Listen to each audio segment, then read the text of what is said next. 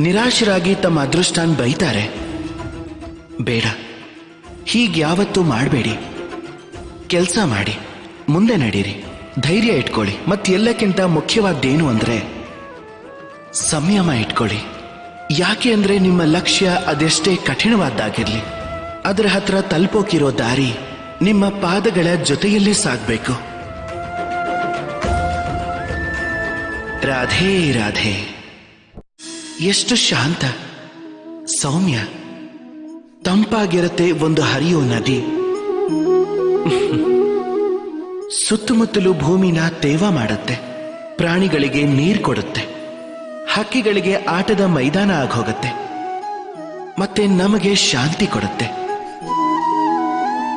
ಆದ್ರೆ ಪ್ರವಾಹದಲ್ಲಿ ಈಗಿದೆ ಹರಿಯೋ ನದಿ ಪ್ರಕೋಪಕ್ಕೆ ಬಿತ್ತು ಅಂದ್ರೆ ಅದು ತನ್ನ ರೌದ್ರ ರೂಪನ